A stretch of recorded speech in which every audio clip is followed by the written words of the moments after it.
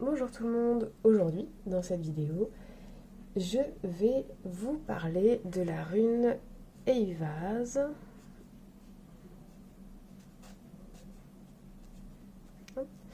qui est la 5e rune du deuxième aide, donc la 13e rune de l'alphabet runique. Alors, elle se dessine comme ça. Alors, je le mets en plein milieu parce que vous allez voir que j'ai du mal à trouver une symbolique autre que celle de base qu'on donne à Eivaz. Alors, le son de Eivaz, c'est un son qu'on n'a pas beaucoup chez nous. C'est le son EI, E-I, comme ça. Donc, quand on voudra écrire avec les runes, c'est une rune qu'on va pas beaucoup utiliser en fait. Voilà. Alors, Eivaz, ça représente, et ça nomme aussi, l'arbre qu'on appelle l'if. Donc c'est un conifère. Et dans la tradition,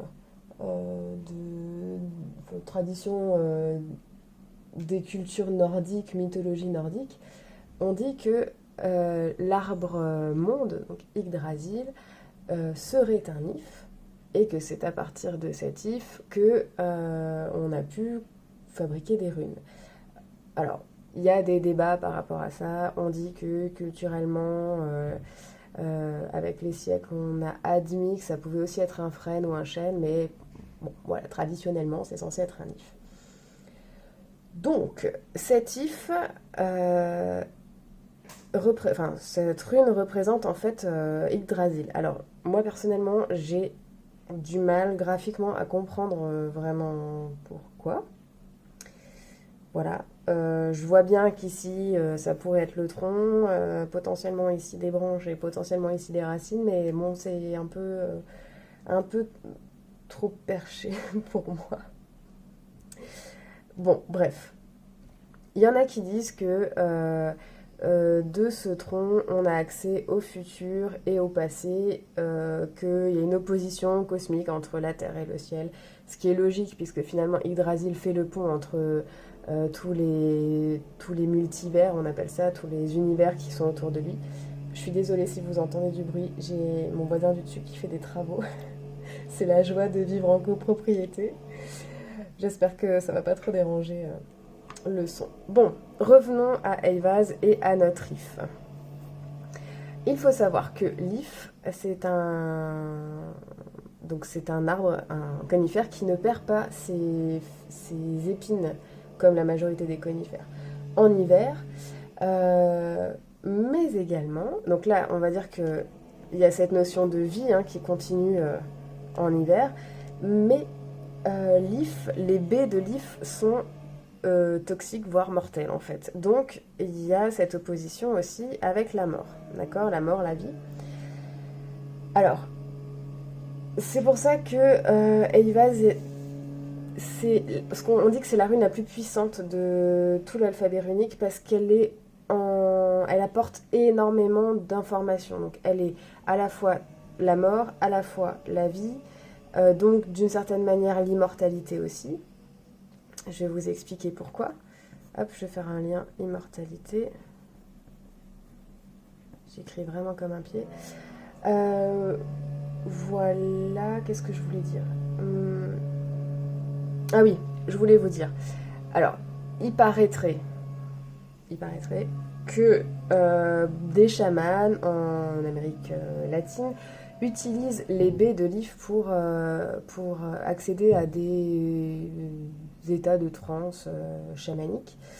Bon, moi personnellement, je m'amuserais pas à le faire parce qu'on m'a toujours dit que c'était hyper toxique. Donc après, c'est à vos risques et périls.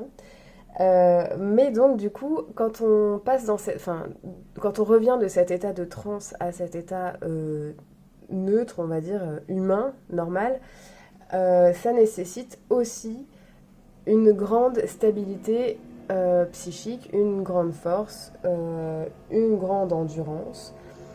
Donc, Eivaz, c'est aussi, attention, je vais vous mettre plein de mots, c'est aussi donc la stabilité, parce que forcément, si on n'a pas les pieds sur terre quand on revient, et ben on reste un peu coincé dans un monde qui n'est pas le nôtre ou qui ne correspond pas à ce qu'on était avant. Endurance et endurance, pardon. Voilà. Donc c'est une rune qui est quand même assez costaude. Alors il y a aussi Evaz soulève aussi la question de, enfin, comment, je m'exprime mal.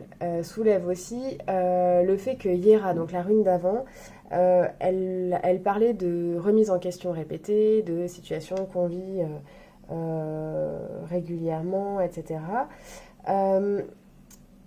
Et du coup, qui nécessite de revenir, de faire un point pour trouver l'abondance. Et alors certains disent que Evaz amène ce lâcher-prise total dont on a besoin pour vraiment renaître en fait. C'est une renaissance, donc là on est là hein, sur la mort, la vie, l'immortalité, tout ça. On renaît, donc Evaz, ça peut aussi être le début de quelque chose d'autre, de nouveau, d'inconnu, qui nécessite voilà, de l'endurance, qui nécessite de la stabilité, qui nécessite en fait d'être vraiment ancré comme pourraient l'être oui, pardon, les racines d'Yggdrasil. Voilà, Eva, c'est beaucoup de choses en même temps. J'espère que vous aurez à peu près compris l'idée. Voilà, je vous dis à très bientôt pour la prochaine rune dans une autre vidéo.